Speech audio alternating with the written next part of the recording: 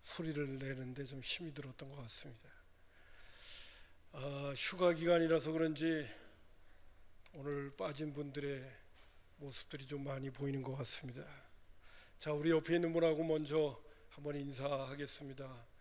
남은 여름 잘 이겨내시기 바랍니다. 하겠습니다. 예.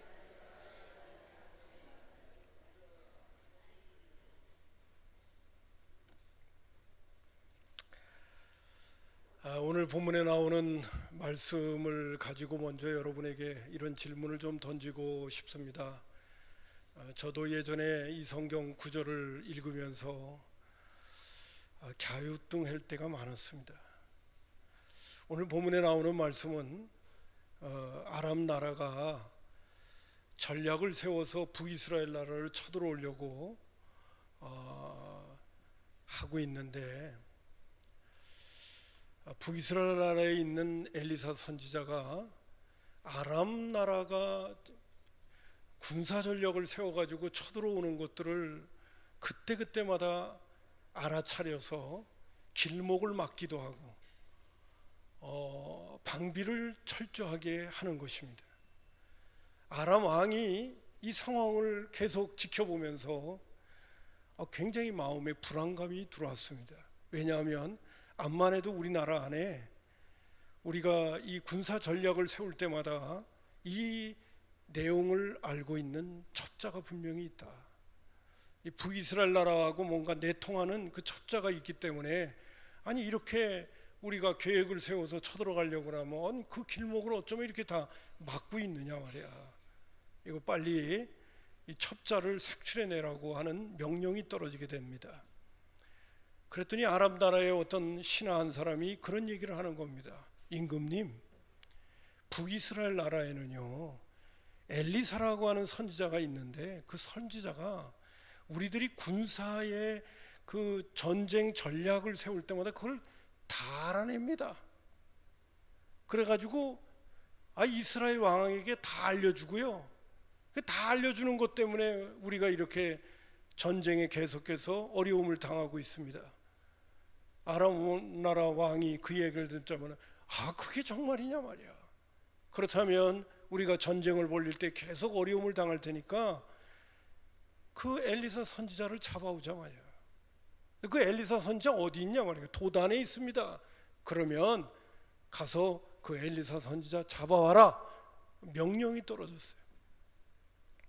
그래가지고 아람의 군대는 많은 군대라고도 오늘 표현이 나옵니다. 정말 많은 군인이 엘리사 선지자 한 사람 잡으려고 오게 되어지고, 말과 병거를 타고 도단성을 에워싸게 되어집니다. 그 다음날 아침에 엘리사 선지자의 사환이었던 사람이 밖에 나갔더니 이거 웬일이에요? 도단이 아람 군대에 의해서 전부 포위를 당하고 있는 겁니다. 깜짝 놀라서 두려움을 가지고 엘리사 선지자에게 이야기를 했더니만 엘리사 선지자가 허허 웃으면서 이야기를 합니다. 야 사환아, 걱정하지 말아라. 그들과 함께, 그들이 지금 엄청난 군사력을 가지고 우리를 옹이하고 있지만은, 그러나 우리와 함께 하는 군대가 훨씬 많다, 훨씬 세다. 그 이야기를 해주면서 이 사환을 위해서 하나님 앞에 기도를 합니다. 하나님, 이 사환이, 내가 보고 있는 이 모습을 이 사환도 보게 해주세요.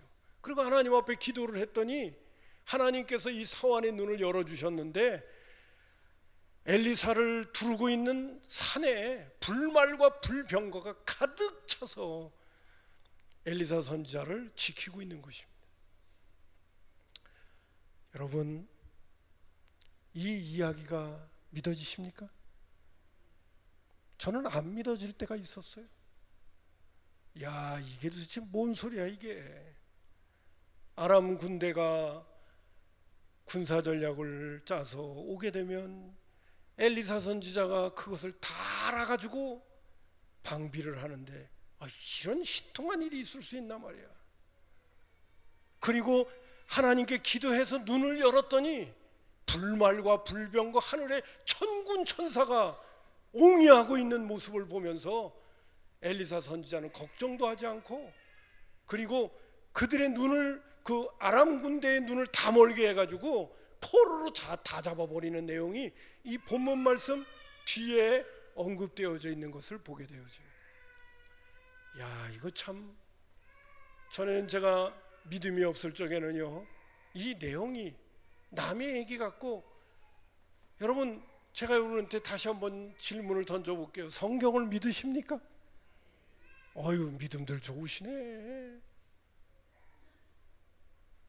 성경을 믿고 성경이 하나님께서 우리에게 주신 말씀이라고 하는 걸 믿는다면, 이 엘리사 선지자가 신통한 능력을 가지고 역사를 이루고 뿐만 아니라 엘리사의 사원이 눈을 열 때 불병거와 불말이 옹이하고 있다는 것이 오늘도 그대로 하나님이 살아서 역사하신다면 오늘도 일하시고 계시는 하나님이라는 것을 우리는 믿어야 되는 거죠.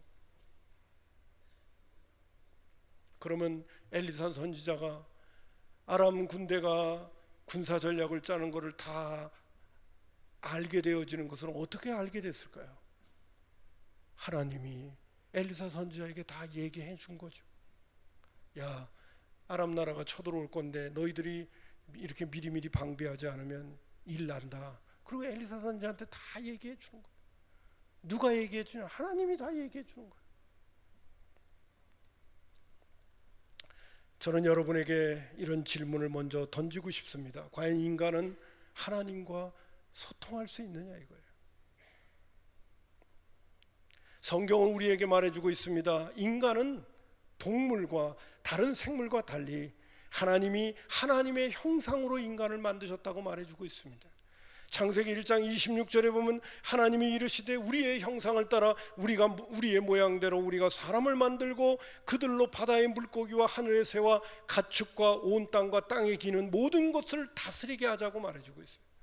여러분, 하나님의 형상 가운데는 바로 하나님과 소통할 수 있는 능력이 있다는 것이 포함되어질 뿐만 아니라 하나님의 형상에는 능력이 있어서 이 세상을 다스릴 수 있는 그러한 통치 능력이 있다는 것을 이 본문 말씀 창세기 1장 26절에서 찾아볼 수가 있습니다. 하나님의 형상 속에는 도덕적인 요소 같은 것들도 들어있고요, 무엇보다도 중요한 것은 하나님과 소통할 수 있는 능력이 있게 됐다는 거예요.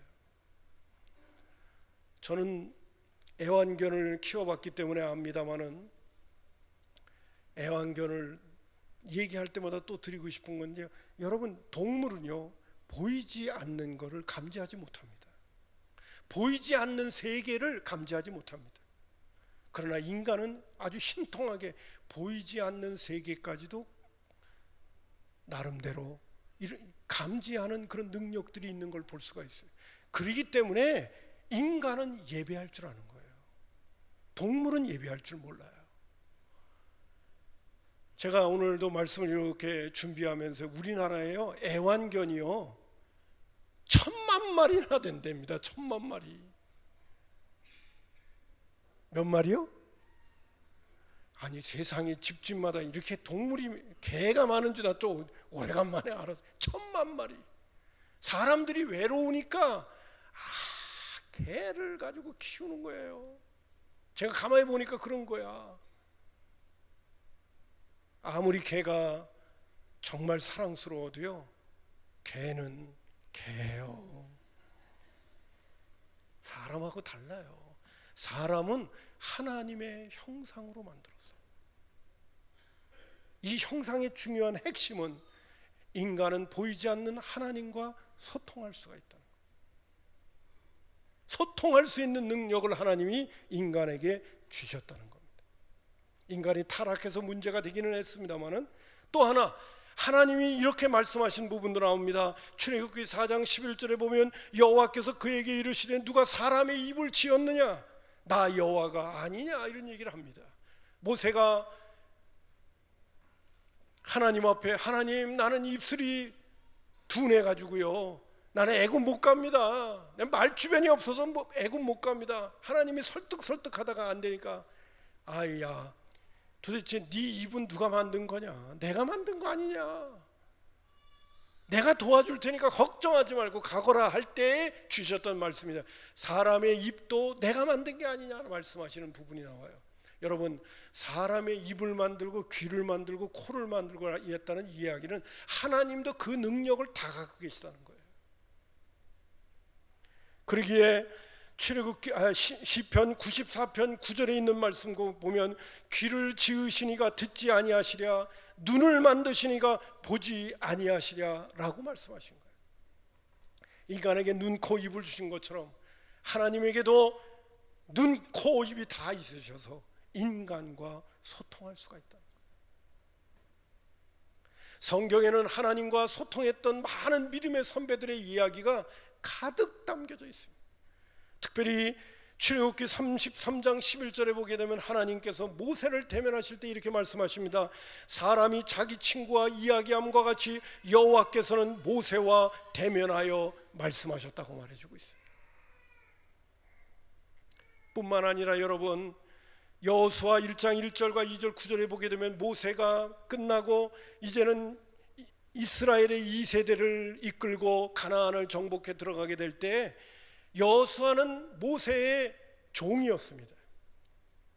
나름대로 이스라엘 백성들을 보면 너무나도 걱정이 되는 거야. 이 백성을 이끌고 어떻게 가나안 땅에 들어가 이 가나안 7족속과 싸울 수 있을까 생각하니까 막 두려움도 있고 염려도 있었습니다.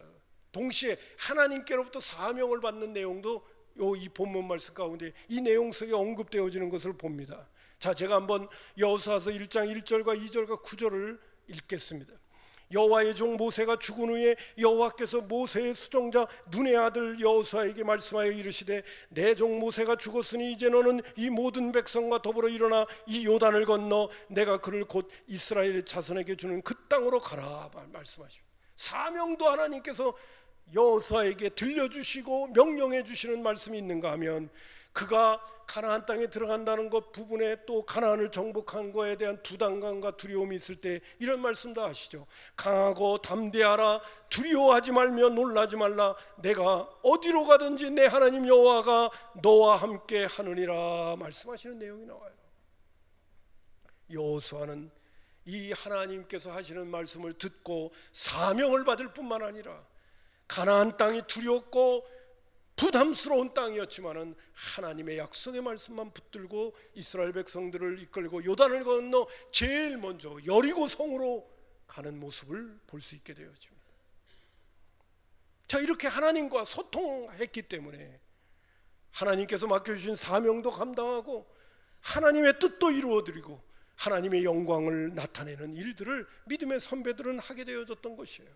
사무엘 같은 경우에는 사사시대 때 말씀하십니다. 하나님께서 언약궤 옆에서 늘 자고 있었던 어린 사무엘에게 하나님 나타나서도 뭐라고 하냐면 사무엘아 사무엘아 부르시는 내용이 나오는 거예요. 처음에는 너무 어렸기 때문에 하나님의 음성을 들어본 적이 없어가지고 엘리 제사장 앞에 가서 주인님 나를 부르셨습니까? 엘리 제사장은 자다가 깨가지고 아이 난 너 안 불렀는데.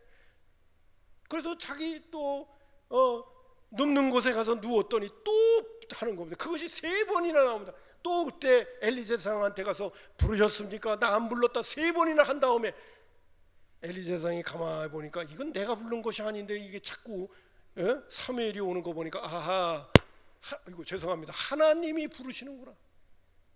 하나님이 부르는구나.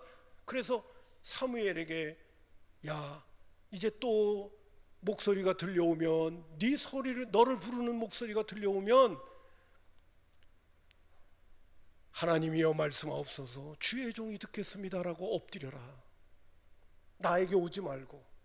그래서 4번째 또 소리가 들려가지고 하나님 앞에 그 자리에서 엎드려서 주여 말씀하옵소서 종이 듣겠습니다 라고 얘기할 때 하나님의 음성이 그때부터 들려오기 시작하는, 그래서 사사시대에 이스라엘 민족을 구원하는 위대한 일꾼으로 쓰임받는 장면이 사무엘 상하에서 나오는 것을 우리는 볼 수가 있게 됩니다. 더 재밌는 거는요 다윗 시대 때 이야기입니다. 여러분 다윗이 사울왕 장인어른의 낯을 피해서 그 도망치던 세월을 살다가 장인어른이 전쟁에 나가서 죽게 되어졌습니다. 이제는 그 후계자로서 등장해야 될 인물이 이제 다윗인데 다윗이 하나님 앞에 이렇게 묻습니다. 사무엘하 2장 1절에 보면 그 후에 다윗이 여호와께 여쭈어 아뢰되 내가 유다 한 성으로 올라가리이까 하나님 앞에 묻는 거예요. 그랬더니 여호와께서 이르시되 올라가라. 올라가라고 그랬으면 또 감을 잡아가지고 올라가라고 이제 그러시는가 보다. 그러면 내가 이제 올라가서 왕이 돼야 되겠네. 이렇게 하면 좋은데 이 다윗이 뭐라고 또 하나님 앞에 질문하냐면 어디로 갈까요? 라고 또 묻는 거예요. 그랬더니 하나님이 뭐라고 그러시냐면 다윗의 아뢰되 어디로 가오리까 이르시되 헤브론으로 갈지니라. 그래서 헤브론으로 먼저 올라가는 것을 보게 됩니다. 다윗과 하나님은 어떤 관계였습니까? 하나님께 묻기도 하고 인생의 삶을 살아가는 데 있어 한 나라를 이끌어 가려고 하는 데 있어도 하나님 앞에 묻고 대답을 듣고 하나님의 인도 따라서 살아가기도 하고, 그리고 한 나라를 다스리기도 했던 다윗의 생애의 이야기가 너무 분명하게 나오는 거예요. 뿐만 아니라 전쟁에 나갔을 적에도 역대상 14장 10절에 보게 되면 하나님 앞에 이 전쟁을 위해서 하나님 앞에 묻는 장면도 나옵니다. 다윗이 하나님께 물어 이르되 내가 블레셋 사람들을 치러 올라가리이까 주께서 그들을 내 손에 넘기시겠나이까 하니 여호와께서 그에게 이르시되 올라가라. 내가 그들을 내 손에 넘기리라 하는 하나님의 음성을 듣고 전쟁에 나갔더니 졌을까요? 이겼을까요? 여러분, 다윗의 전쟁 속에서는 한 번도 진 적이 없습니다. 왜요? 하나님 앞에 물어보고 답 듣고 했으니까. 그게 다윗의 전쟁입니다. 다윗이 이번엔 이렇게 해볼까? 다음엔 저렇게 해볼까? 이러고 전쟁 벌린 적이 없어. 하나님 앞에 물어보고 답 듣고 하는 거예요. 뿐만 아니라 제가 성경을 읽는 중에 제일 잘 믿어지지 않는 한 가지 사건이 있습니다. 그게 바로 뭐냐 하면요, 다니엘이 바벨론으로 포로로 잡혀가가지고 그 나라의 왕궁에서 훌륭한 인재로 훈련받은 다음에 이제는 박사의 자리에까지 높은 지위를 얻게 되어졌는데, 어느 날 느부갓네살 왕이 아주 뭔가 요상스러운 꿈을 하나 꾸게 되어집니다. 다니엘서 2장에 나오는 거예요. 그래, 그 꿈을 꾸었는데 이게 보통 꿈인 것 같지가 않은 거야. 쉽게 말해서 개꿈 같지가 않은 거야. 이건 뭔가 의미가 있는 것 같은 거야. 그래가지고 이스라엘에 지혜 있고 똑똑하다고 학식이 있고 그리고 박사들을 딱 불러 모아가지고 뭐라고 그러냐면 너희들이 지금 내가 묻는 거, 내가 요구하는 것에 너희들은 대답을 해줘야 되는데, 그러니까 박사들이 뭐라고 하냐면 그게 뭐냐고, 내가 어젯밤에 꿈을 꿨는데 그 꿈이 굉장히 요상하다고, 보통 꿈 같지가 않다고, 너희들이 내가 어제 꾼 꿈을 알아내고 그리고 그 꿈을 해석해다오. 박사들이 그 이야기를 듣는 순간 아이고 기겁을 하는 거예요. 박사들이 뭐라고 얘기하냐면 임금님, 꿈을 얘기해 주시면 해석은 해드릴 수 있을런지 몰라도 어떻게 임금이 꾼 꿈까지 알아낼 수가 있겠습니까 이거. 그리고 얘기를 하는 거예요. 그랬더니 임금이 뭐라고 얘기냐면, 느부갓네살 왕이 뭐라고 얘기하냐면 내가 꾼 꿈도 너희들이 알아내고 그 꿈을 해석하지 못하면 너희들은 다 죽는다, 이렇게 해버린 거예요. 아니 무슨 이런 미친 왕이 있어요? 그래가지고 그것이 공포가 되어지니까 그 바벨론 나라의 그 똑똑하고 지혜로운 박사들이 하루아침에 다 죽게 생긴 거예요. 근데 거기 누구도 들어가냐면 다니엘도 들어가고 사드락과 메삭과 아벳느고라고 하는 세 친구도 들어가는. 다니엘이 그 소식을 들은 다음에 하나님 앞에 엎드려 기도하기 시작합니다. 하나님, 이제 죽게 생겼습니다. 며칠 아니면 끝장나게 생겼습니다. 하나님, 이 상황을 내가 모면하기 위해서는 하나님께서 느부갓네살 왕이 꾼 꿈을 나에게 보여주셔야 되겠습니다. 그리고 그 꿈을 해석하고 그 느부갓네살 왕에게 이야기를 해줘야 되겠습니다. 그리고 하나님 앞에 간절히 기도했어요. 오늘 제가 인용합니다. 다니엘서 2장 19절에 하나님께로부터 응답이 왔습니다. 이에 이 은밀한 것이 밤의 환상으로 다니엘에게 나타나. 기도를 했더니 하나님께서 느부갓네살 왕이 꾼 그 꿈을 그대로 보여주시는 거예요. 그리고 그 꿈의 의미가 무엇인가를 다 알려주시는 거예요. 다니엘이 그 환상을 보고 나서 너무너무 기뻐서 다니엘이 하늘에 계신 하나님을 찬송했다고 말해주고 있습니다. 믿을 수 있어요? 이런 일도 있을 수 있다고 믿으십니까? 아멘들이 안 나오시네요. 나도 한때는 못 믿었어요.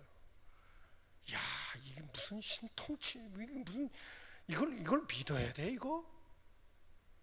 이런 일이 과연 있을까?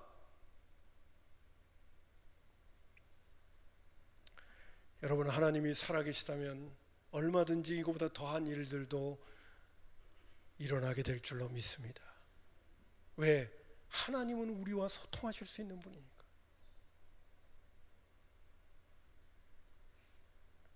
자, 제가 여러분에게 이런 말씀을 드리면서 오늘 예수 믿고 구원받은 나와 우리들과 하나님과의 관계, 우리 주님과의 관계를 한번 생각해 봤으면 좋겠어요. 여러분, 로마서 10장 19절에 보게 되면 구원이 어떻게 이루어지는가 바울 사도는 이렇게 우리에게 설명해 주고 있습니다. 내가 만일 내 입으로 예수를 주로 시인하며, 주로 시인한다는 얘기는 예수님은 오늘 우리에게 눈에 보이지 않습니다. 뭐 사진 정도만 누가 만든 그림 정도 있을는지 모릅니다. 그러나 내가 만일 내 입으로 예수를 주인으로 고백하고 또 하나님께서 그 예수를 죽은 자 가운데 살리신 것을 네 마음에 믿으면 구원을 받는다고 말해주고 있어요. 여러분, 오늘 우리가 예수 믿고 구원받아 하나님의 자녀가 되어졌다는 것은 예수님은 우리에게 주인이라는 사실이에요. 그러면 제가 곧잘 말씀드릴 때 드리는 말씀이죠. 예수님을 내가 주인이라고 고백하면 나는 뭐예요? 종이요. 종이 해야 될 중요한 역할 가운데 하나는 뭔지 아십니까? 주인의 음성을 들을 줄 알아야 되는 거예요. 아이고, 예수님 나의 주인입니다. 그러고 주인의 음성을 들을지 모르는 그것이 무슨 구원이며 그것이 무슨 신앙생활입니까? 신앙생활에 정말 중요한 것은 주인의 음성을 들을 줄 알아야 되는 거예요. 아니, 주님을 주인이라고 실컷 얘기를 해놓고 나는 주인의 음성을 들을 줄 몰라. 그리고 내 마음대로 살아.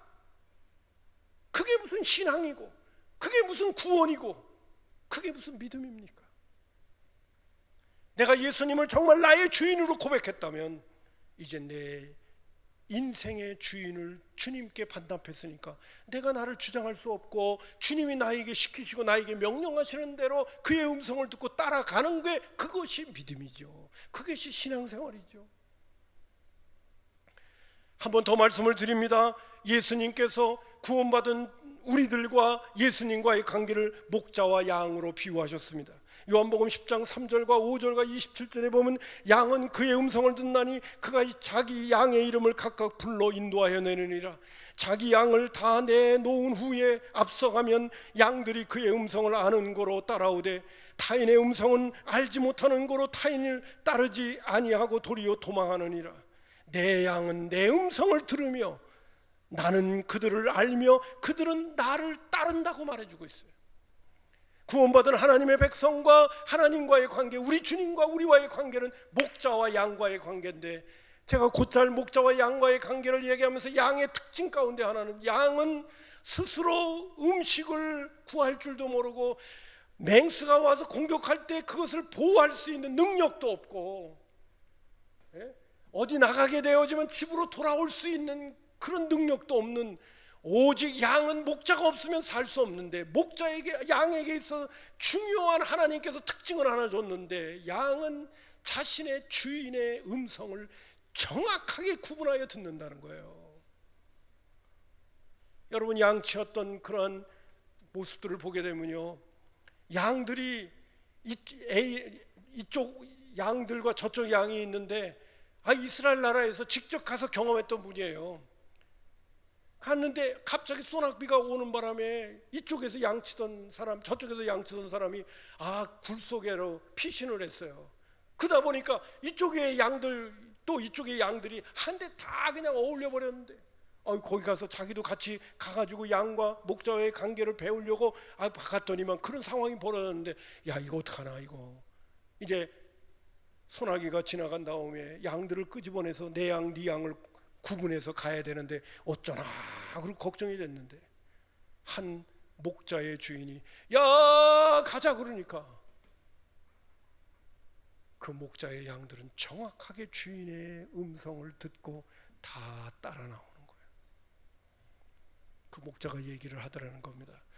걱정 안 해도 됩니다. 다 섞어놔도 양들은 자기 주인이 누구인가 그 목소리를 정확하게 알아듣는다는 거예요. 근데 우리 예수님께서 오늘 구원받은 백성과 주님과의 관계를 목자와 양과의 관계로 비유하셨습니다. 여러분, 양은 목자의 음성을 듣지 못하면 죽습니다. 다시 말씀드리죠, 신앙생활은 종교생활이 아닙니다. 주일날 교회 나와서 예배 한 번 드리는 걸로 끝나는 게 아닙니다. 신앙생활은 예수님을 나의 주인으로 모시고 그분의 통치를 받으면서 그분과 함께 동행하는 삶을 살아가는 것, 그게 바로 신앙생활입니다. 그것도 24시간 매일매일. 오늘 예배드리고 집으로 돌아가면 내 생활로 다시 바뀌는 게 아니에요. 24시간 주님과 함께하고 그분의 음성을 들으며 그분의 인도를 받으며 그분과 소통하며 그분과 관계를 맺고 살아가는 것, 그게 바로 신앙이에요. 왜 그러느냐? 여러분, 제가 예수 믿게 되어지면 이런 역사가 일어나는 부분, 성경 구절을 많이 인용했기 때문에 또 그래도 인용합니다. 너무 중요하기 때문에. 고린도전서 3장 16절에 보면 너희는 너희가 하나님의 성전인 것과 하나님의 성령이 너희 안에 거하시는 것을 알지 못하느냐고 그랬어요. 우리가 예수를 믿으면 성령님이 우리를 거룩한 전으로 만드셔요. 여러분, 성전은 뭐 하는 곳입니까? 성전은 하나님이 임재하시는 곳입니다. 성전은 뭐 하는 곳입니까? 하나님께 예배하는 곳입니다. 성전은 뭐 하는 곳입니까? 구약의 이스라엘 백성들도 잘 알고 있습니다. 성전은 만민이 기도하는 집입니다. 성전은 뭐 하는 곳입니까? 하나님을 만나는 곳입니다. 하나님을 만나고 하나님께 예배하고 하나님께 기도하고 하나님을 경험하는 곳이라면 그곳이 바로 하나님과 소통하는 곳입니다. 하나님께서 우리를 성전 삼으셨다는 이야기는 무엇입니까? 그분이 내 안에 들어오셔서 그분과 소통하면서 살게 만드셨다는 거예요. 구약의 믿음의 선배들이 그렇게 하나님과 만나고 대화하고 교제하고 하나님의 인도를 받은 것보다 더 가까이 와 계시면서 우리와 소통하실 수 있는 은혜와 축복을 주신 시대가 바로 신약 시대고 교회 시대입니다. 아예 우리 속에 와 계시는 거예요. 우리가 불편할 때도 많아도, 우리가 딴 생각하고 살 때가 많아도 그분이 우리 가운데 오신 이유가 아까 좀 말씀드린 것처럼 성전의 역할을 우리 스스로가 감당할 수 있도록 하기 위하여, 하나님을 만나고 하나님께 기도하고 하나님과 소통하고 하나님께 예배할 수 있는 존재가 되도록 하기 위하여 우리를 성전 삼아 주신 거예요. 아멘입니다. 뿐만 아니라 골로새서 1장 27절에 보면 하나님이 그들로 하여금 이 비밀의 영광이 이방인 가운데 얼마나 풍성한지 알게 하려 하심이라. 이 비밀은 너희 안에 계신 그리스도니 영광의 소망이라고 말해주고 있어요. 우리가 예수님을 구주로 영접하면 우리를 거룩한 성령의 전으로 삼으실 뿐만 아니라 우리 거룩하신 주님이 우리 안에 오셔서 좌정하시는 겁니다. 그리고 우리는 영원한 하늘나라 갈 때까지 그분과 함께 동행하는 것입니다. 그분과 대화하고 그분과 교제하고 그분과 기도하고 그분께 예배하고 그러면서 사는 거예요. 제가 오늘 여기까지는 얘기 안 하려고 그랬는데요, 여러분, 나이 드신 어르신들도 계셔서 한 번 더 얘기하고 지나가겠습니다. 나이가 들면요, 모든 사람들이 내 주변에서 떠나갑니다. 오직 누구만 남는지 아십니까?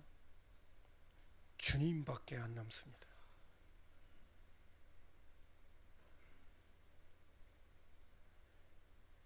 신앙이 여류하면서 우리의 육신이 연약해지고 내 주변에 있는 사람들이 다 떠날 때도 예수 믿는 그리스도인은 외로우면 안 됩니다. 고독하면 안 됩니다. 그것을 예수 믿을 때부터 터득해 가야 되는 거예요.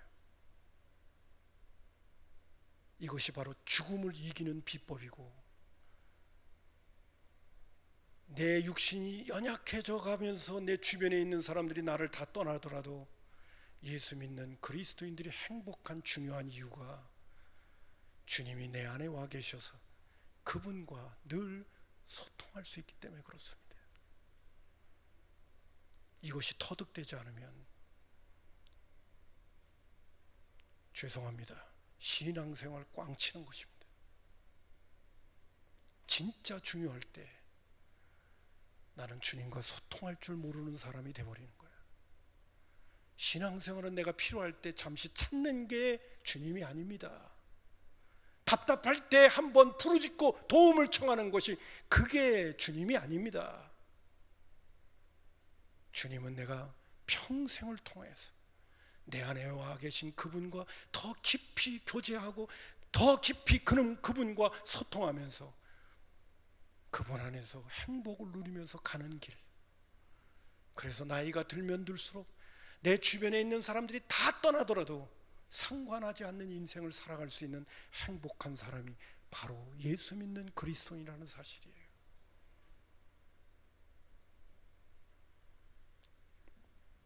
자, 이제 말씀을 맺으려고 합니다. 하나님께서 우리에게 어떻게 음성을 들려주시고 어떻게 말씀하시는가 하는 부분에 대해서 제가 이번에 왕의 음성이라고 하는 홍성건 목사님하고 김미진 간사라고 하는 분이 두 분이 합작을 해서 책을 쓴 것이 있어요. 그 내용 가운데 보게 되면 121면과 122면에 이런 글을 적어놨습니다. 제가 여러분에게 소개하고자 합니다. 하나님께서 말씀하시는 길, 평생 동안 주의 음성에 귀 기울이지 않고 내 마음대로 살던 사람이 한순간에 귀가 뻥 뚫려서 들을 수 있는 것이라고 생각한다면 하나님을 오해한 것이다. 하나님을 기계적인 존재로 여기고 자신도 그렇게 생각해서 어떤 과정만 통과하면 뭔가 되는 걸로 생각하면 안 된다. 하나님과 우리는 인격적인 존재다. 인격적인 만남을 통해 관계가 형성된다. 이 관계는 항상 시간을 요구한다. 내가 얼마나 시간을 내느냐에 달려있다. 하나님께서는 언제든 시간을 낼 준비가 다 되어 있으시다. 바쁘셔서 내가 만나고 싶어도 안 만나주시는 분이 아니다. 이미 나를 만날 준비가 다 되셨는데 우리가 바빠서 못 만나는 것이다. 여러분, 하나님과 우리가 인격적인 존재라고 하는 그 자체는요, 여러분, 부모와 자식과의 관계와 부부관계가 서로가 친밀한 교제 속에서 서로를 잘 알아가는 것처럼 내가 하나님의 뜻을 알고 하나님의 마음을 헤아릴 수 있는 것 가운데 제일 중요한 것은, 내가 방법을 찾는 것보다 더 중요한 것은 그분과 함께 있는 시간을 많이 갖는 게 중요한 거예요. 오늘 이 목사님도 이야기를 합니다. 그분의 음성을 듣기 위해서는 무엇보다도 중요한 것은 인격적인 관계이기 때문에 그분과 함께 있는 시간을 많이 가져야 된다는 거예요. 내가 누구보다도 내 남편을 잘 알고 내 자식을 잘 아는 이유가 무엇입니까? 그들과 함께 있는 시간을 많이 가졌기 때문에 그런 거예요. 하나님의 음성을 들음에 있어서도 또 다른 어려움은 내가 기대하는 방법으로 듣기를 원하는 것이다. 내 귀에 들리는 소리로 하나님께서 말씀하실 거라고 생각한다. 그러나 어떤 방법으로 말씀하실지는 그분이 결정하신다. 내가 원하는 방법을 일방적으로 요구할 수 없다. 여러분, 그러면서 민수기 26장 6절부터 8절에 있는 말씀을 인용해 주고 있습니다. 이르시되 내 말을 들으라. 너희 중에 선지자가 있으면 나 여호와가 환상으로 나를 그에게 알리기도 하고 꿈으로 그와 말하기도 하거니와 내 종 모세와는 그렇지 아니하니 그는 내 온 집에 충성함이라. 그와는 내가 대면하여 명확히 말하고 은밀한 말로 하지 아니하며 라는 말씀을 인용하면서 하나님께서 여러 가지 방법으로 말씀하신다. 어떤 경우에는 꿈으로나 환상으로 말씀하신다.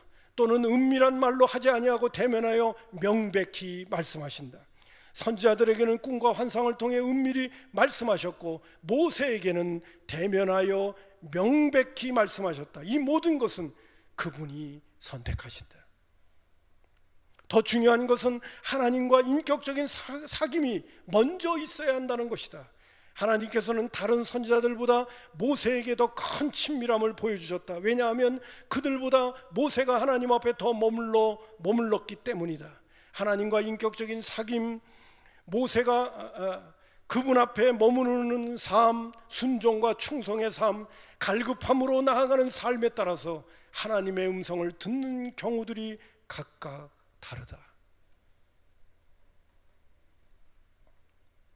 여러분, 오늘 우리가 하나님의 음성을 듣는 것 가운데는 첫 번째, 하나님과 우리는 인격적인 존재이기 때문에 그분과 함께하는 시간을 많이 가져야 된다.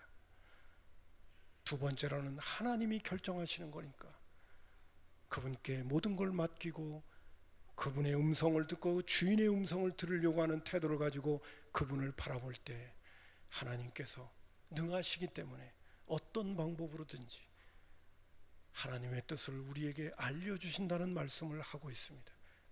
자, 마지막으로 한 말씀만 더 드릴게요. 근데 하나님께서 우리에게 하시는 말씀 가운데 가장 일반적이고 그리고 안전하게 우리에게 하시는 말씀이, 미리 말씀을 드립니다마는 성경이라는 사실입니다. 자, 이제 제가 한 가지 말씀을 드릴게요. 누가복음 16장에 보게 되면 부자와 나사로 이야기가 나옵니다. 부자는 이 땅에서 호리호리 하다가 불구덩이엔 지옥에 가게 되어졌다. 나사로는 그 부자의 집 앞에서 구걸하는 인생을 살다가 그는 아브라함의 품으로 갔다. 우리가 얘기한다면 나사로는 천국에 갔고 부자는 지옥에 갔다고 얘기할 수가 있죠. 예수님이 그 비유를 들고 얘기하시면서. 근데 거기서 재밌는 한 부분이 뭐냐면 천국과 지옥이 같이 다 보이는 거예요.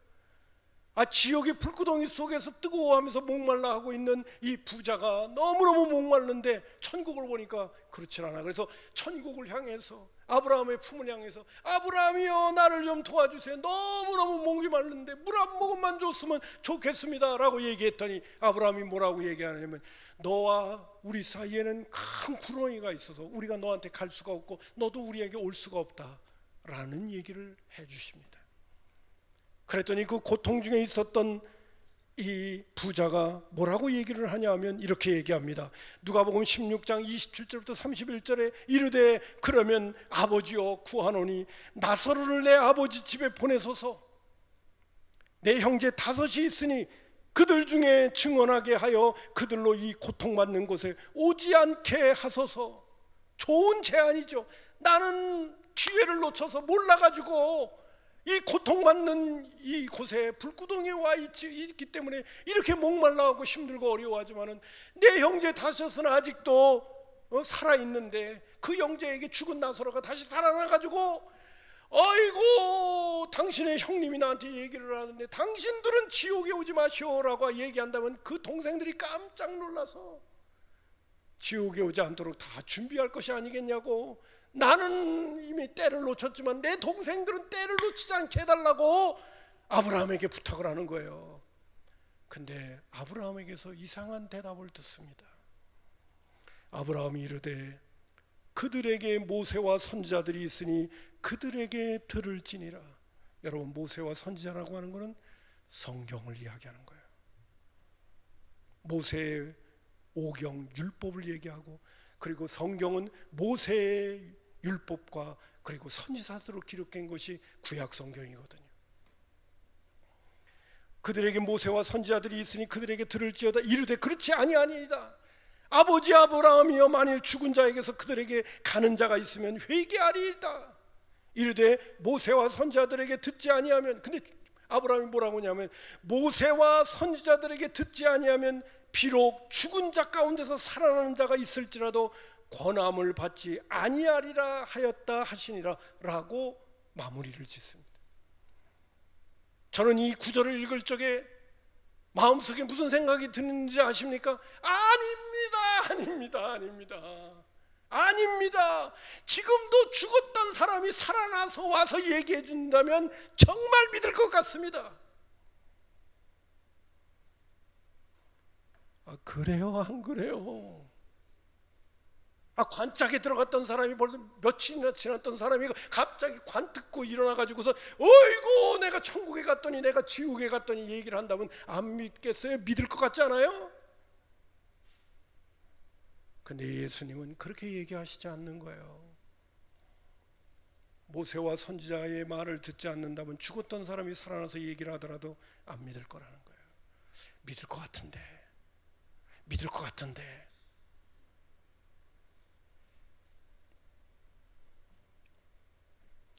저는 목회를 하면서 불치병을 걸렸던 사람이 살아났는데 예수님 잘 믿지 않고 세상으로 나가는 사람을 봤습니다. 기적을 체험했는데도 예수 믿지 않는 사람을 봤습니다. 저는 60평생 이제 60년 모태신앙으로도 살아가면서 제가 곧잘 얘기하면서 저도 목회를 하면서 하나님께서 주신 이것저것 큰 은혜들이 있지 않겠습니까? 하나님께서 놀라웠게 도와주셨던 일들이 내 인생의 걸음걸이에 왜 없겠습니까? 그런데 참 이상하죠. 어떤 때 다시 힘든 일이 생기고 답답한 문제가 생기면 예전에 하나님께서 나에게 주신 은혜가 있으니까 다시 한번 주님 앞에 나가자기보다는 마귀가 나를 꼬드깁니다. 그때 일은 우연이었지. 기적은 기독교에만 일어나냐? 불교에서도 일어나고 딴 종교에서도 일어나는데 있다 보니까 운이 좋았겠지. 여러분, 이런 마음이 마음속에 들어오면서 나를 싹 꼬드기면요, 인간은 간사한 존재라서 하나님께로부터 받은 그 기적과 놀라운 은혜들이 한순간 물거품이 되어지는 역사가 있다는 사실을 아셔야 됩니다.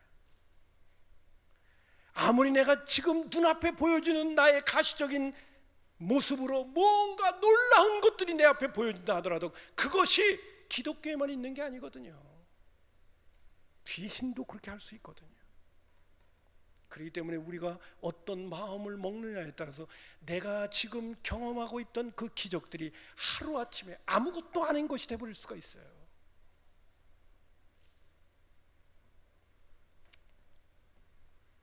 그러나 예수님께서 이 말씀 속에서 해주시는 중요한 포인트가 하나 있습니다. 성령이 도와주신 것은, 따라서 합시다. 성령님이 도와주신 것은 안 믿을 수가 없다. 그래서 성령을 소멸하지 말고 성령을 회방하지 말라는 거예요. 고린도서 12장 2절과 3절에 있는 말씀 가운데도 성령이 아니고서는 예수를 주시라 할 수 없다고 하는 것처럼 성령님이 오셔서 우리를 도와주시게 되면 그것이 기적적인 것 같지 않는데도 성령님은 우리에게 믿음을 주신다는 사실이에요.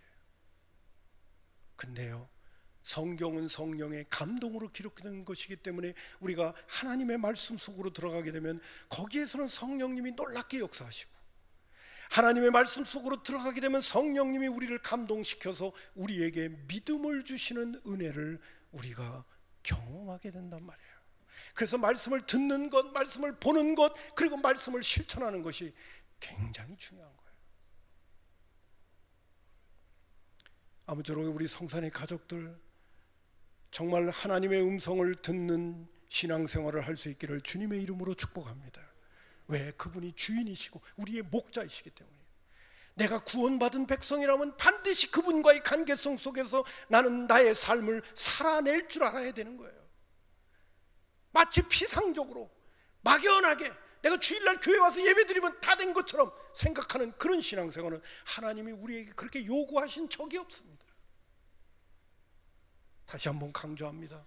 신앙생활은 주님이 우리를 성전 삼으시고 우리 가운데 와 계시기 때문에 24시간 그분과 동행하는 것이고 24시간 그분과 대화하는 것이고 24시간 그분과 소통하는 것이고 그분의 음성을 듣는 것이고 그분을 내 안에서 감지하는 것이고 그분과 함께 더불어 살아가는 것입니다.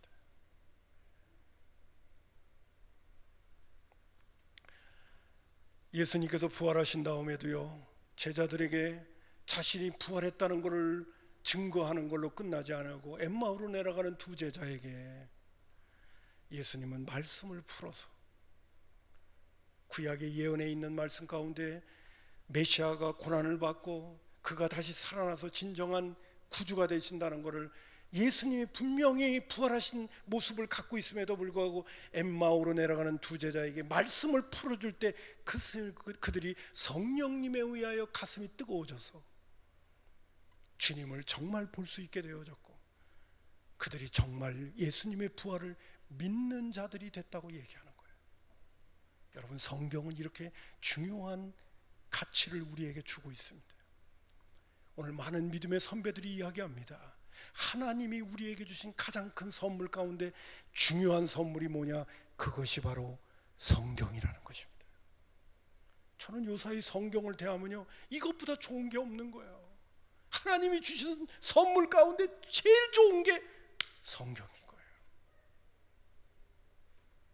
아무쪼록 여러분, 우리는 하나님의 음성을 들어야 됩니다. 오늘도 하나님이 살아계시다면 오늘도 우리와 소통하기를 원하시고 그분이 주인 되셔서 우리의 삶을 인도해 가시기를 원하신다는, 목자가 되셔서 양을 이끌어 가신다는 사실을 잊지 마시고 그분과 관계를 맺으며 그분의 음성을 듣고 그분의 인도를 잘 받아가는 소중한 믿음의 권속들이 되기를, 진짜 신앙인들이 되기를 주님의 이름으로 축복합니다. 기도하겠습니다.